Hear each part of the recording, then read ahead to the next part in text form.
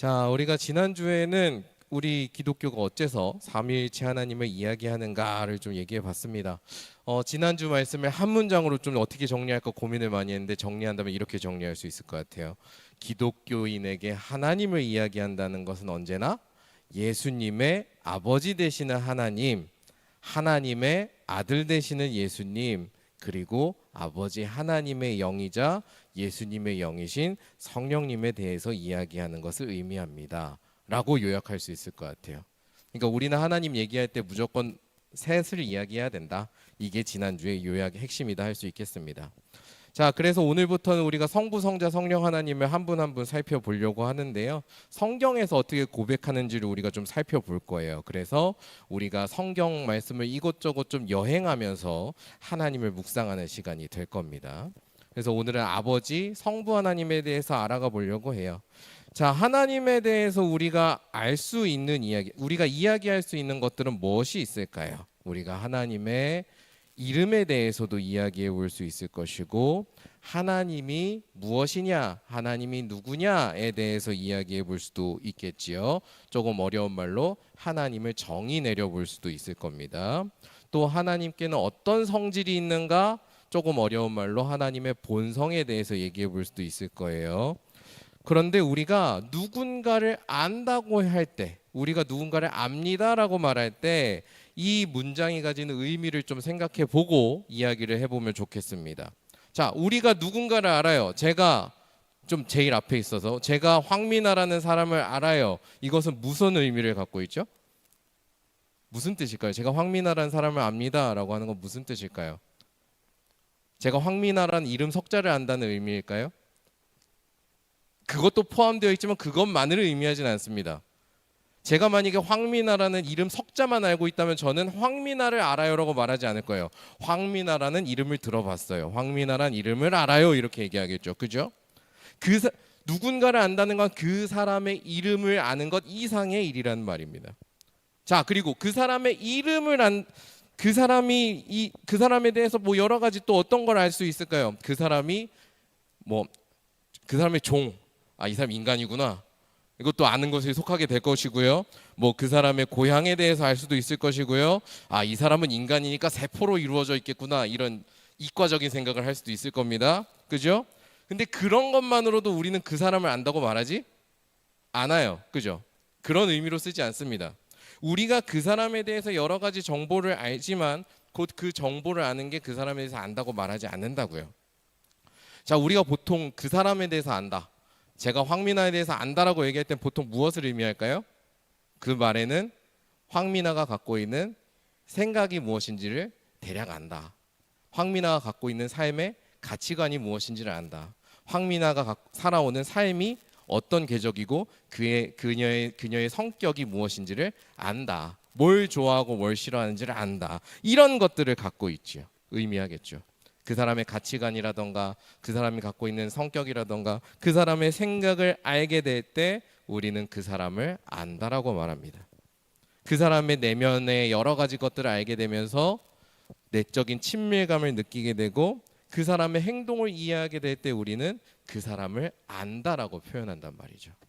자, 그런 점에서 우리가 하나님을 안다라고 하는 것도 여기에 적용해 볼 수 있을 것 같아요. 우리가 하나님을 안다라는 건 단순히 하나님에 대해 정보를 아는 것 이상의 일이란 말입니다. 우리가 하나님을 안다는 건 무엇이냐면 하나님이 갖고 있는 내면의 모습들이 있어요. 생각들이 있으시고 그분의 성격이 있으시고 그분이 우리에게 어떤 행동을 하실 때 특징들이 있어요. 그 특징들을 아는 것이라고 말할 수 있겠습니다. 그게 하나님을 아는 거죠. 신학자들은 이런 하나님의 성격이라던가 행동의 특징이라던가 그분이 갖고 있는 성품이라던가 이런 것들을 어려운 말로 표현하는 걸 좋아해요. 신학자들은 기본적으로.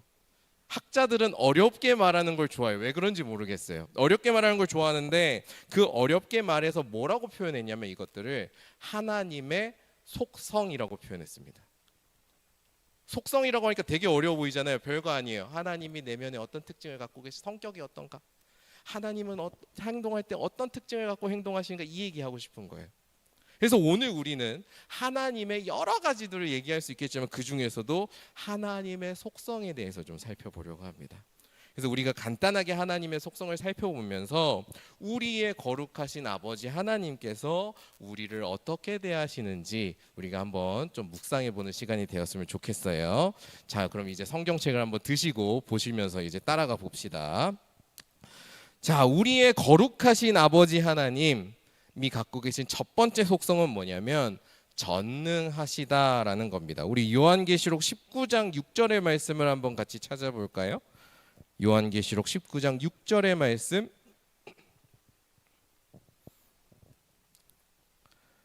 자, 요한계시록 19장 6절의 말씀 다 찾으셨으면 같이 읽어보면 좋겠어요.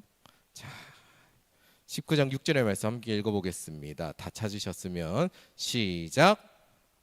내가 들으니 허다한 무리의 음성과도 같고 많은 물소리와도 같고 큰 우레소리와도 같은 소리로 이르되 할렐루야 주 우리 하나님 곧 전능하신 이가 통치하시도다. 아멘. 자, 방금 우리가 읽은 말씀은 이제 요한계시록에서 마지막 때에 대해서 이제 쭉 이야기를 하는데 그 마지막 때에 하나님의 통치를 바라보면서 하나님을 찬양하는 말씀이에요. 근데 그 말씀에 보니까 뭐라고 하나님을 찬양하냐면 하나님께서 전능하신 분이다라고 고백을 하고 있습니다. 성경을 보면 이 말씀처럼 하나님을 향해서 우리의 하나님은 전능하십니다. 우리의 하나님은 올마이티하십니다 라고 고백하는 말씀들이 꽤 많이 발견이 돼요. 근데 이 전능하심이라고 우리가 들을 때 우리가 이 하나님의 전능하심에 대해서 오해를 갖고 좀 살아가는 것 같습니다.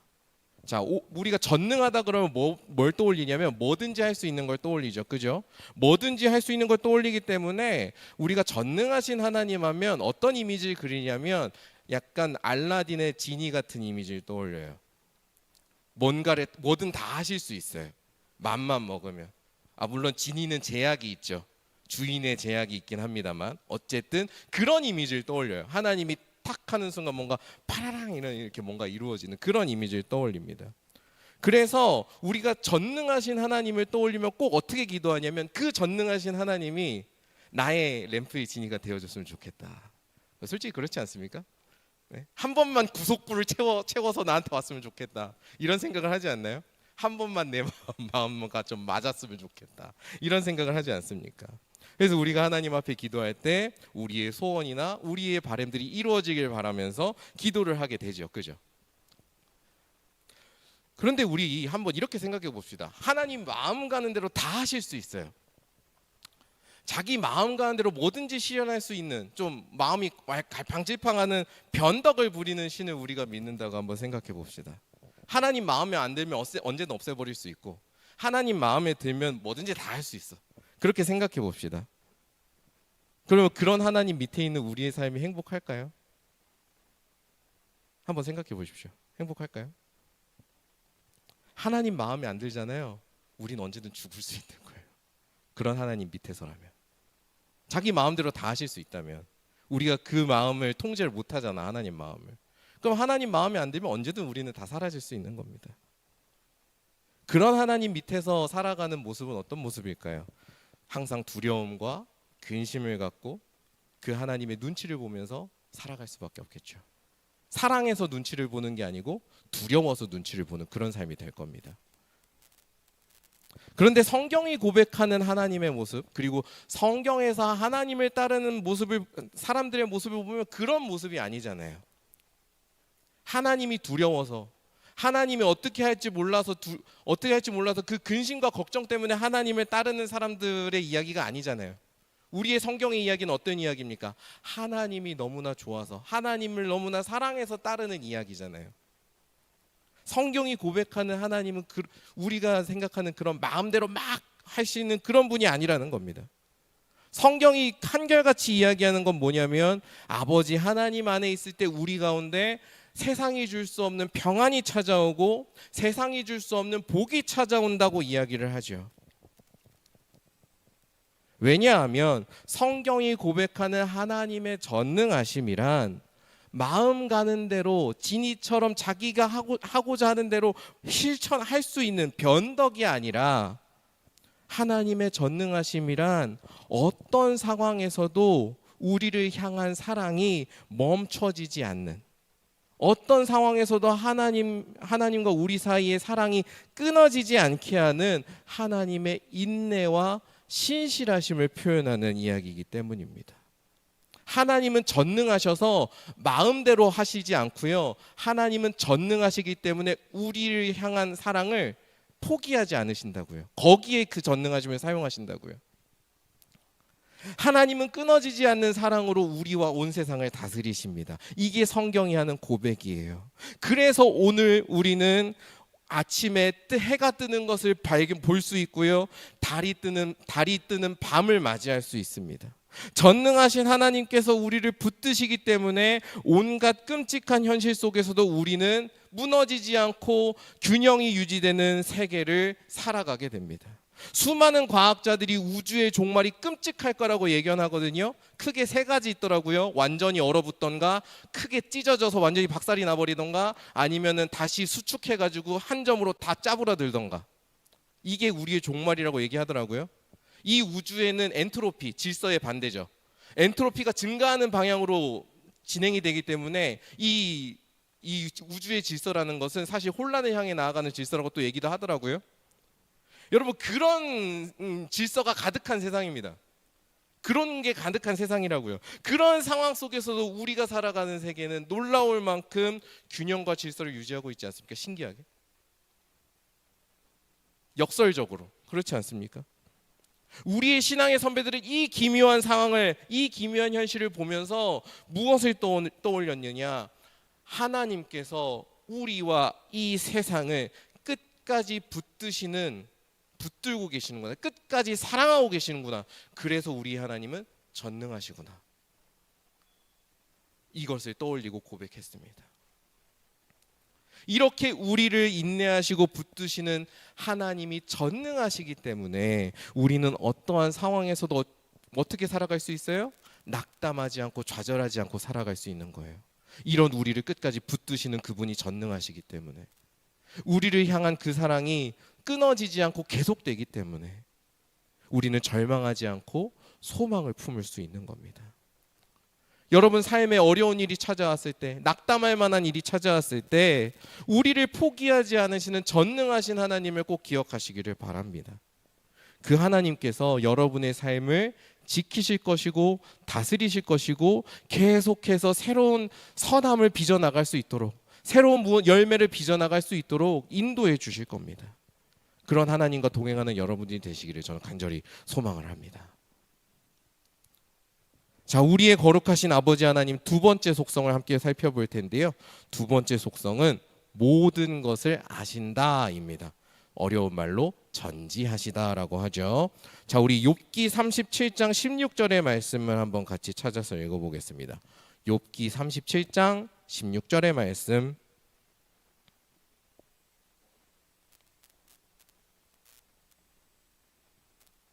욥기 37장 16절의 말씀 다 찾으셨으면 우리 한번 같이 읽어볼게요. 시작. 완전한 지식의 경이로움을 아느냐. 아멘. 자, 사실 이 말씀은 조금 안 좋은 맥락에서 나오는 말씀이기는 해요. 그 욥이 이제 이런저런 재앙을 받다가 막 이제 친구들과 논쟁을 벌이고 하나님을 원망하니까 이제 엘리후라는 청년이 욥하고 친구들을 막 이제 비판하면서 이제 쏟아내는 말 중에 하나인데, 사실 이 말도 하나님의 마음을 제대로 대변을 못 해주는 말이거든요. 이따가 38장 가면 하나님한테 혼나는데, 그렇지만 이 말씀 중에서도 하나하나 살펴보면 꼭 틀린 말만 하는 건 아니더라고요. 방금 우리가 읽은 말씀이 대표적인 말씀이라고 할 수 있겠습니다. 엘리후가 이렇게 이야기하는 거예요. 하나님의 지식은 어떻대요? 너무나도 경이로워서, 지금 물어보는 거잖아요. 너가 다 알고 있느냐 묻는 거잖아요. 인간인 우리가 하나님의 지식을 다 알 수 없다라고 이야기를 합니다. 성경은 우리의 아버지 하나님께서 전지하시다, 모든 것을 다 아신다, 그래서 인간이 그분의 지식을 다 따라갈 수 없다라고 이야기를 합니다. 시편 147편 4절을 보면 하나님께서 별들의 수를 다 세실 만큼, 그리고 그 별들의 이름을 다 아실 만큼 이 세상의 모든 것을 다 아신다고 고백을 하고요. 마태복음 10장 30절에 보면 어떤 표현이 나오느냐? 하나님께서 우리 머리카락 개수를 다 세신대요. 그만큼 자세히 아신다는 거죠. 그만큼 우리의 모든 것을 아신다라는 말씀도 있습니다. 자, 우리가 이 하나님의 전지하심, 하나님이 모든 것을 아신다, 이것도 바르게 이해하려면 우리 앞에 전능하심과 마찬가지로 사랑이라는 키워드를 가지고 이걸 이해할 필요가 있어요. 자, 갓난아기를 한번 떠올려 보면 좋겠습니다. 여러분 중에 뭐 갓난아기인 조카나 이런 친구들이 있으면 그들을 떠올려 보면 좋을 것 같아요. 자, 갓난아기가 사용하는 언어는 단 하나뿐입니다. 뭐죠? 우는 것밖에 없습니다. 으앙이라는 말로 모든 걸 표현합니다. 놀라운 생명체예요. 우리는 뭔가를 표현하기 위해서 다양한 걸 해야 되잖아요. 아기들은 으앙 하나로 모든 걸 다 표현할 수 있습니다. 네. 으앙 하나로. 배고파도 으앙이고요, 불편해도 으앙이고요, 나 응가했어도 으앙이고요, 쉬했어도 으앙이고요, 엄마 보고 싶어도 으앙으로 표현하고요, 피곤해도 으앙이라고 표현해요. 놀라운 생명체예요. 여러분들의 과거이기도 하죠. 네. 근데 신기한 건 뭔지 아세요? 진짜 신기한 건 뭔지 아세요? 다른 사람, 아기를 처음 보거나 아기가 낯선 사람은 아기가 우는 거를 봤을 때 그게 뭔 뜻인지 몰라요. 그냥 다 우는 거예요. 다 우는 거라고요. 그냥 왜 울어? 이렇게 된다고요. 근데 그 아기의 엄마는 이 아기가 으앙하고 우는 순간 이 아기가 왜 우는지 찰떡같이 알아들어요. 여러분들 주변에 뭐 이모나 이런 분들 한번 생각해 보세요. 아기 기를 때 그 반응들을 생각해 보시면 돼요. 찰떡같이 알아들어요. 물론 인간이라서 100% 적중률은 안 돼요. 그래도 최소한 제가 계산해 봤을 때 80%에서 90%의 적중률은 나와요. 바로바로 으앙하는 순간 어이 졸리구나, 어이 배고프구나 알아듣습니다. 자, 엄마는 어째서 이토록 아기의 생각을 잘 읽어낼 수 있는 것일까요? 아기의 생각을 왜 잘 알 수 있을까요? 그만큼 이 아기를 잘 알기 때문입니다. 잘 아는 거예요. 이 아기의 생활 패턴이라던가 이 아기의 어떤 이 24시간대 이때가 배고플 때쯤이구나 혹은 졸릴 때쯤이구나 이걸 알기 때문에 으앙하는 순간 이게 추측이 가능하다고요. 생각이 가능한 거예요. 알아들을 수 있는 거예요. 자, 그러면 이 엄마들은 어째서 이 아기를 이렇게 잘하는 걸까요? 엄마들 아기를 왜 잘할까요? 사랑하기 때문이죠. 사랑해서 잘하는 거예요. 사랑하지 않잖아요. 24시간 붙여놔도 이 사람이 누군지 몰라요. 모른다고요. 제가 여기 길 가다가 아무나 만나가지고 갑자기 강제로 어디 감옥에 둘이 단방에 있게 됐어요. 내가 이 사람한테 관심이 없어요. 그러면 24시간이 있든 48시간이 있든 전 이 사람에 대해서 하나도 모를 거예요. 관심이 없으면, 사랑이 없으면. 아기 엄마가 아기를 잘 아는 것은 이유는 단 하나입니다. 그 아기를 너무나도 사랑하기 때문에. 사랑하기 때문에 관심을 갖고 너무나 큰 관심이 있기 때문에 이 아기를 누구보다도 잘 살펴보는 것이고요. 그렇기 때문에 그 누구보다도 이 아기를 가장 잘 아는 존재가 되는 거예요. 그래서 잘 알기 때문에 아기의 울음을 듣고 이해하고 적절하게 반응을 할 수 있습니다. 그리고 돌봄이 필요할 때는 돌볼 수 있고 훈육이 필요할 때는 훈육을 할 수 있는 거죠. 하나님께서 전지하시다, 하나님께서 모든 것을 아신다고 고백하는 의미가 이 엄마가 아기를 아는 것과 같습니다. 그걸 이야기하는 겁니다. 하나님께서는 그 누구보다 우리를 가장 잘 아시고 이 세상을 가장 잘 아시는 분이다. 그래서 우리의 말과 행동을 보았을 때 그것을 누구보다 가장 잘 이해하시고 그것에 맞게 가장 잘 응답을 하시는 분이시다. 이게 바로 하나님이 모든 것을 아신다라고 고백할 때 담긴 의미입니다. 여러분, 아담과 하와가 선악과를 먹었어요. 하나님이 하지 말라는 걸 했어요. 그거 먹었을 때 하나님이 어떻게 반응하셨습니까? 어떻게 반응하셨나요? 이것도 모르진 않지, 그지? 알죠? 어떻게 하셨습니까? 내쫓는데 그냥 내쫓지 않았어요. 어떻게 내쫓았어요? 옷을 지어주고 내보냈고요. 그 다음에 아담과 하와의 자손을 통해서 어떻게 해요? 새로운 역사를 준비하세요. 그게 더 중요해요. 사실 새로운 역사를 준비하신단 말이에요. 여러분 이렇게 생각해 봅시다. 만약에 하나님께서 아담과 하와가 배신할 줄 꿈에도 몰랐어요. 꿈에도 몰랐어요. 그래서 하나님이 아담과 하와가 배신했을 때 어마어마한 충격과 배신감으로 가득 찼어요. 그럼 하나님께서 어떻게 반응하셨을까요? 우리가 상상해 봅시다. 이런 식으로 옷 입혀서 내보내가지고 그 자손으로 새로운 역사를 쓰셨을까요? 여러분이 하나님이라면 그렇게 하시겠어요? 안 그럴 거예요. 그렇게 반응 안 하실 거예요. 너희들이 어떻게 그럴 수 있니 하면서 이제 뭐 몽둥이 들고 오실라나? 어쨌든 그 하나님께서 말씀하셨잖아요. 선악과 먹으면 죽는다 그랬잖아요. 죽이셨겠죠. 전 죽이셨을 거라 생각해요. 하지만 하나님은 어떤 분이셨어요? 아담과 하와를 누구보다 가장 잘 아시는 분이셨어요. 그렇게 반응할 수 있다고, 그렇게 행동할 수 있는 것조차 아셨어요. 그렇기 때문에 아담과 하와를 죽이지 않으셨어요. 그들의 잘못된 행동을 이해하셨어요. 물론 잘못된 거지. 잘못됐지만 이해하신다고. 부모님이 여러분들이 잘못된 행동을 했을 때 이해한단 말이에요. 어리니까 그럴 수 있어. 하지만 잘못된 거죠. 그럼 하나님도 마찬가지로 아담과 하와의 잘못된 행동을 이해하시고 그 가운데서도 다시 선한 일이 일어나고 아담과 하와가 선한 삶으로 살아갈 수 있도록 붙들어 주시고 이끌어 주시는 것을 우리가 보게 된다는 말이죠. 우리를 사랑하시고 누구보다 잘 하셨기 때문에 그렇게 하실 수 있었다는 겁니다. 하나님께서는 우리를 사랑하십니다. 그래서 그 누구보다 우리를 잘 아십니다. 우리를 잘 아시기 때문에 하나님께서는 우리의 생각과 행동을 잘 아시고요. 우리가 갖고 있는 연약함과 악함을 잘 아시고요. 우리가 그래서 선한 길로 가야 될 때 무엇이 필요할지를 가장 잘 아십니다. 그래서 그 선한 길로 걸어갈 때 필요한 응답을 하나님께서는 주십니다. 침묵이 필요할 때는 우리에게 침묵으로 응답해서 주시고요. 도움이 필요할 때는 도움을 주시고요. 위로가 필요할 때는 위로를 주시고요. 훈계와 징계가 필요할 때는 훈계하시고 징계하십니다. 여러분 우리가 매일매일 삶을 살아갈 때 우리의 앞날을 가늠하지 못하잖아요. 어떤 일이 벌어질지 우리는 모르잖아요. 그래서 때때로 불안함이 우리에게 찾아올 때가 있지 않습니까? 그런 불안함이 찾아올 때 우리의 모든 것을 아시고 우리에게 가장 필요한 것이 무엇인지를 아시는 전지하신 모든 것을 아시는 하나님을 여러분들이 기억하셨으면 좋겠습니다.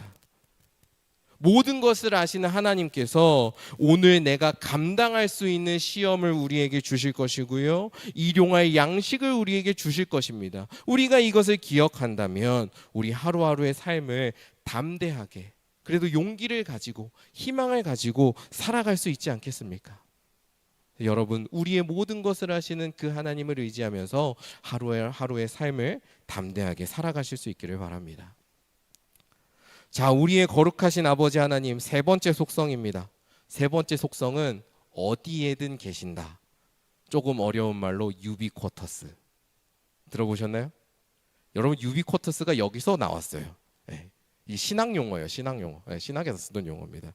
유비 어디든 쿼터스 계신다. 네. 하나님께서는 어디에든 계신다. 조금 어려운 말로 편재하신다라고 표현하는데 우리 말씀을 한번 같이 찾아보죠. 예레미야 23장 24절의 말씀입니다. 예레미야 23장 24절의 말씀 한번 같이 찾아볼까요?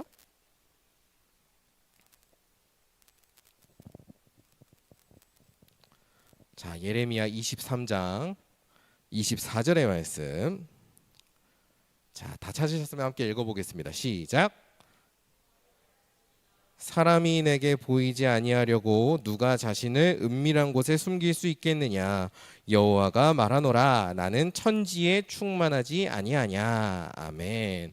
자, 예레미야 선지자를 통해서 하나님께서 당신을 알리시는데 하나님은 어떤 분이십니까?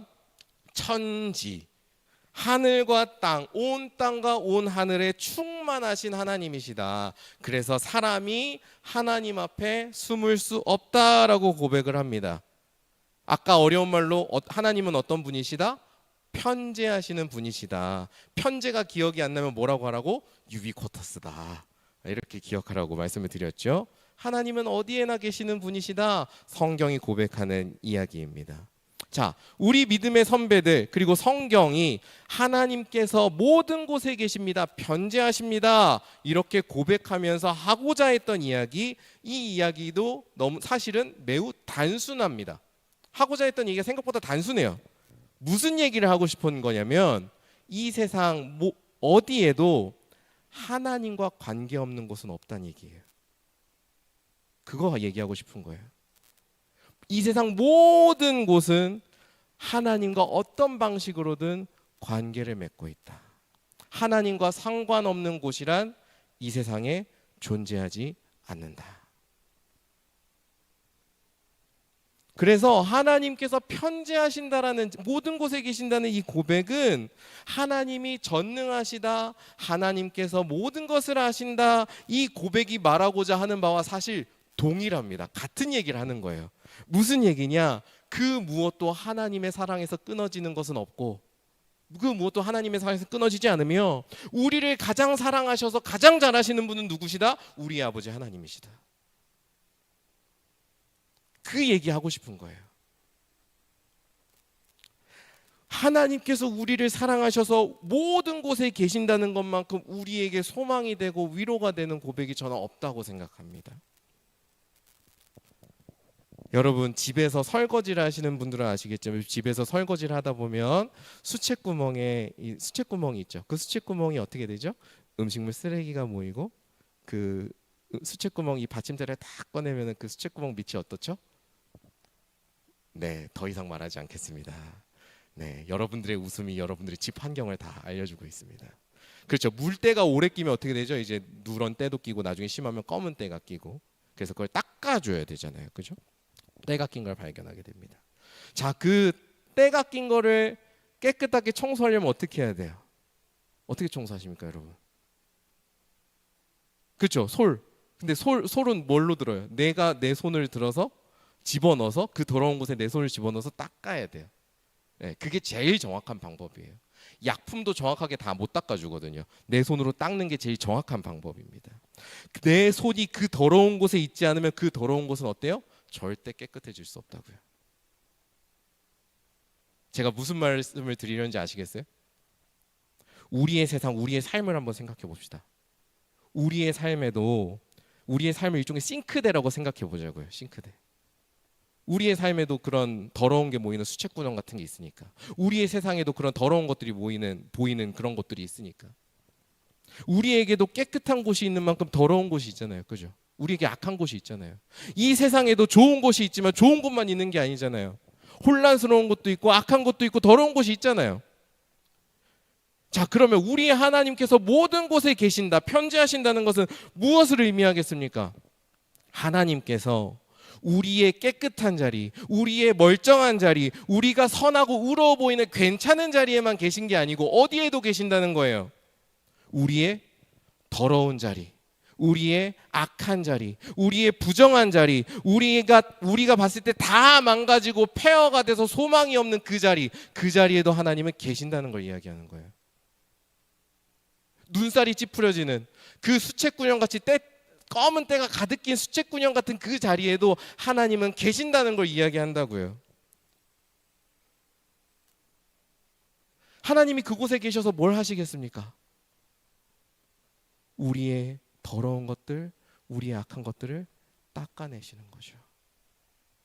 우리는 우리의 더러운 것을 닦지 못해요. 우리는 우리의 그 나쁜 부분들을 다 고치지 못해요. 이건 제가 여러분들께 증명할 필요가 없어요. 여러분들이 더 잘하시잖아요. 그죠?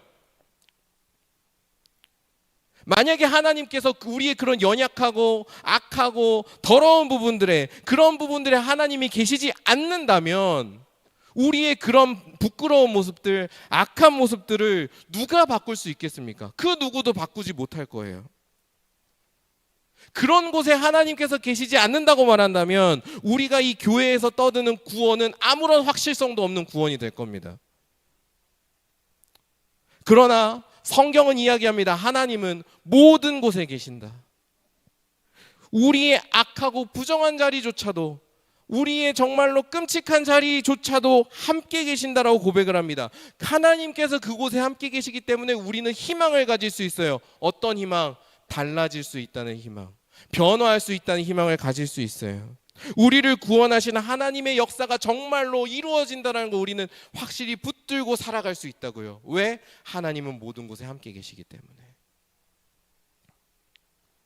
여러분, 우리가 살아가다 보면 믿음이 흔들릴 때가 있습니다. 하나님을 향한 마음이 흔들릴 때가 있습니다. 이 세상을 바라보면서 하나님이 정말로 선한 일을 하시는가 우리가 의심이 되고 정말로 좌절스러울 때가 있습니다. 그때 여러분, 우리와 언제나 함께 하시고 모든 곳에 함께 하시는 이 하나님을 기억하셨으면 좋겠습니다.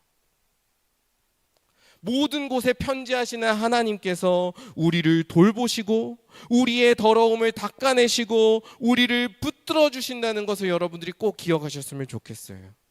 그 믿음을 가질 때 여러분, 이러한 세상 가운데에서도 정말로 요즘은 정말 혼란스러운 세상이잖아요. 이 혼란스러운 세상 가운데서도 우리는 소망을 가질 수 있습니다.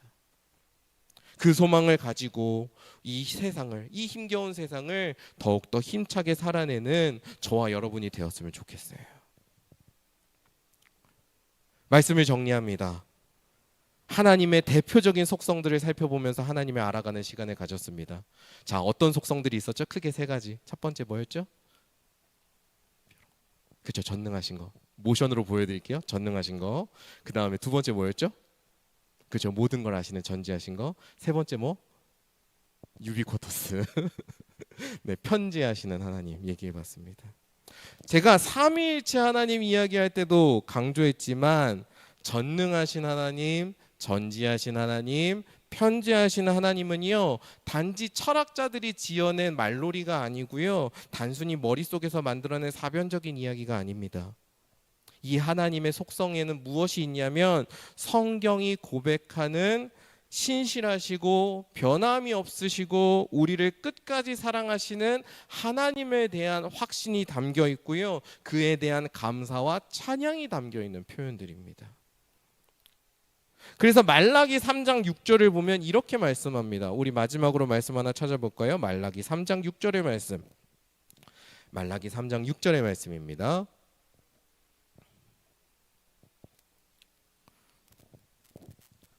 자, 말라기 3장 6절의 말씀 한번 같이 읽어볼까요? 시작.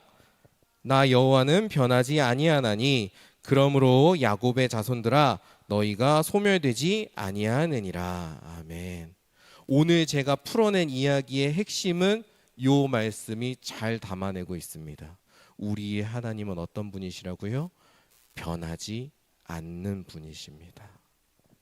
변하지 않으시기 때문에 항상 한결같은 사랑으로 우리를 다스리시는 분이시고요, 한결같은 사랑으로 우리에게 반응하시는 분이시고요, 우리와 함께 하시는 분이십니다. 이토록 한없는 변함없는 사랑이 우리 아버지 하나님이 갖고 계신 사랑이시기 때문에 우리는 이토록 혼란스러운 세상 가운데에서도 삶의 의미를 찾아낼 수 있고요, 여러 어려움과 아픔 속에서도 희망과 용기를 잃지 않을 수 있고요, 비록 내가 오늘은 선하지 못하고 악했어요, 내가 오늘은 악한 삶을 살았어요, 그럼에도 불구하고 우리는 회개하고 그 자리에서 돌이켜서 선을 행하며 살아갈 수 있는 능력을 얻습니다. 이 자리에 있는 우리들이 우리를 이토록 사랑해 주시는, 이렇게 사랑해 주시는 아버지 하나님을 끝까지 붙들면서 살아가는 성도들이 되기를 저는 간절히 소망합니다. 그래서 우리 새로운 한 주, 설 명절이 쭉 진행되는 한 주인데 이 한 주 가운데에서도 나와 늘 함께 하시고 나를 가장 잘 아시고 나를 사랑으로 다스리시는 그 성부 하나님께 감사하면서 우리의 입술과 삶으로 하나님을 찬양했으면 좋겠습니다. 그래서 우리가 그렇게 하나님을 찬양하고 하나님을 더욱더 사랑하면서 하나님과 함께 그분의 인도를 따라 한 걸음 한 걸음 함께 동행하며 나아가는 귀한 형제자매 여러분, 성도 여러분 되시기를 주님의 이름으로 간절히 축원합니다.